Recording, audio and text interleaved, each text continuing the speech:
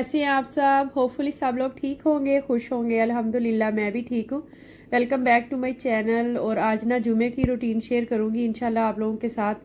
आज ना रमज़ान का 4th जुमा है जिसकी रूटीन शेयर करने जा रही हूँ मैं। और अपनी ईद की शॉपिंग भी आज आप लोगों के साथ शेयर करनी है। काफ़ी लेट होगी, मुझे काफ़ी मैसेजेस भी आ रहे थे और पाकिस्तान से मेरी अम्मी भी वीलॉग्स भी देखती हैं, तो वो भी मुझे काफ़ी दफ़ा कह चुकी कि ईद की शॉपिंग तो दिखाई नहीं है। तो इंशाल्लाह मैंने कहा आज वो भी दिखाऊंगी। आज का वीलॉग जो है ना वो सहरी से नहीं मैं स्टार्ट कर रही, क्योंकि सहरी लास्ट नाइट जो थी ना वो ताक रात थी, तो हम पढ़ते रहे और मैं और हस्बैंड जाग ही रहे होते थे। तो बस इसी तरह से ना राइस वगैरह खा के ही रख लिया हमने रोज़ा, कुछ भी स्पेशल नहीं किया। तो इसलिए फिर मैंने ना रिकॉर्डिंग भी नहीं की। तो बस मैंने ना रोहान की आज कुछ तबीयत ठीक नहीं थी, उसके लिए मैंने ना एग सैंडविच बनाया, उसने वो खाया ही नहीं।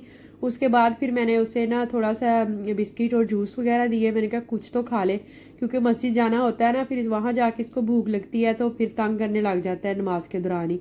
तो बस अल्हम्दुलिल्लाह थोड़ा सा उसने कुछ खा लिया था। उसके ना गले में आई थिंक पेन थी, तो बस। और रात को ही ना कटिंग वगैरह करवाने गए थे हस्बैंड और रोहान, तो इसलिए फिर ना सहरी में उसको भी नहला के सुलाया था मैंने, हस्बैंड ने भी नहा लिया। और ये ना जुमे का काम जो हम लोग दोपहर में करते थे वो हमने आज सहरी में कर लिया, तो इसलिए फिर थोड़ा लेट ही सो के उठे थे।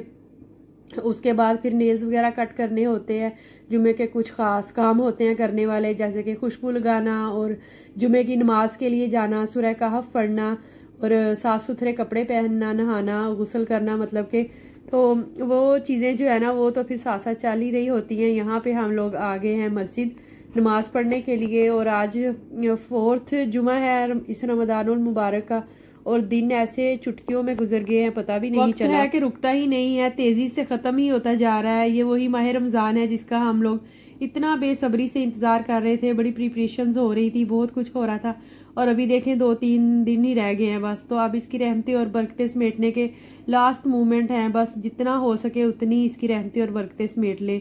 आपका सबसे बड़ा गम क्या है, ये चीज़ ज़रूर इस बारे में थोड़ा सा सोचिएगा कि जिस दुनिया के लिए हम सब बहुत ही ज़्यादा परेशान रहते हैं वो एक गैर यकीनी सी चीज़ है, और ये ज़िंदगी किसी भी लम्हे ख़त्म हो सकती है।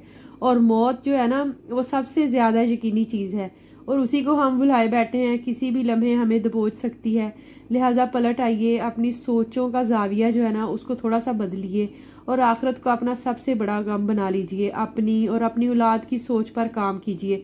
सिर्फ माल असबाब दौलत जो है इसके बारे में मत सोचिए कि बच्चों को फ़लाँ डिग्री दिलवा देंगे, बच्चों को फ़लाँ तालीम जो है वो दिलवा देंगे तो अच्छा कमाने लग जाएंगे, कोई मुश्किल नहीं होगी इन्हें ज़िंदगी में। तो इन्हें ये सारी चीज़ें भी अपनी जगह ठीक है, मतलब ये चीज़ें भी अपनी जगह इम्पोर्टेंस रखती हैं, मगर सबसे पहले हमें जो चीज़ चाहिए वो हमें इनको अल्लाह के साथ जोड़ना है।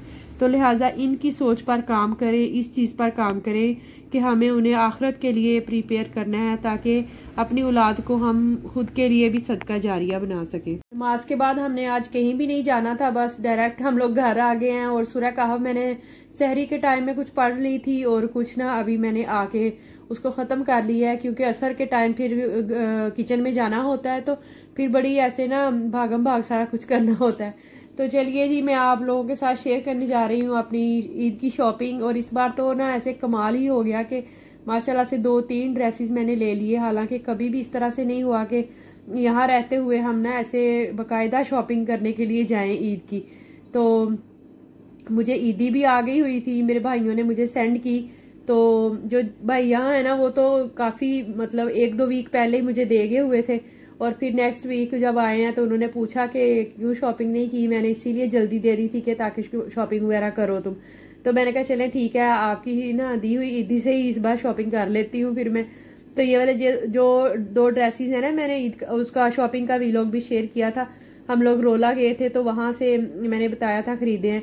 तो ये वाले ना रेडीमेड है, मतलब स्टिच हैं दोनों ड्रेसेस, और ये मैंने रोला से लिए हैं। बड़ी प्यारी ना इसके साइड्स पे लेस वगैरह भी लगी हुई है, और बिल्कुल मतलब रेडी टू वेयर हैं। आपको ना कोई पिको वगैरह भी करवाने की ज़रूरत नहीं है, कहीं से फोल्डिंग करने वाली नहीं है, ऐसे बिल्कुल ज़बरदस्त ना स्टिच हुए हैं। ये वाला जो ड्रेस मैं दिखा रही हूँ ना ये थोड़ा कुर्ता टाइप बना हुआ था, इसकी साइड पे भी ना लेस लगी हुई थी, और मतलब खुला डुला सा था, फिटिंग वाले नहीं थे दोनों ड्रेस, और बाजू भी उसके फुल थे। बस मुझे यही मेरी कोशिश होती है कि बाजू जो है ना वो फुल ही हों और थोड़े खुले खुले हों, क्योंकि फिर वजू करने में आसानी रहती है। ये रूहान के लिए लिया है मैंने, उसी सेम व्लॉग में मैंने शेयर किया था आप लोगों के साथ कि हम लोग गए थे अजमान में फैक्ट्री मॉल, तो ये वहां से मैंने रूहान के लिए खरीदा। कुछ इसके लिए ना सेपरेट शर्ट्स वगैरह भी मैंने लिए हैं, बस उसको ना ऐसे अलग से पैंट्स के साथ मैं डाल देती हूँ।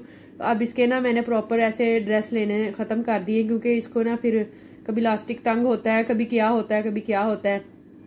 तो शॉपिंग वाले व्लॉग में ही देखा था आप लोगों ने। उसके बाद रोला के बाद हम लोग सिटी सेंटर शारजा गए थे, खाड़ी से मैंने ये वाला ड्रेस लिया है। और ये ना देखने में ऐसे लगता है जैसे एम्ब्रॉयडरी हुई है, हालांकि ये ना प्रिंट में ही उन्होंने इस तरह से डिज़ाइन इसका बनाया हुआ है। मुझे लग रहा था कि मेरी ना मोबाइल की लाइट जो है वो सही से वर्क नहीं कर रही, तो इसलिए मैं बार बार उसको चेक करके ना आपको सही उसकी लुक दिखाना चाह रही थी।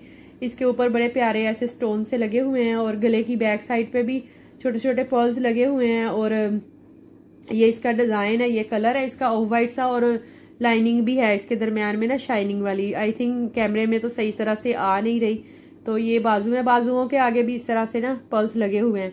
ये ड्रेसेस, ये ट्राउजर्स लिए मैंने, ये ना अलग अलग से थी सारी चीजें, मतलब शर्ट्स अलग थी और ट्राउजर्स अलग थे। और मैंने ना वहां से पहन के एक दफा देख के चेक करके तो फिर ही लिया है। हम समझ रहे होते हैं कि हमें पता नहीं डबल एक्सएल या ट्रिपल एक्सएल आ जाएगा।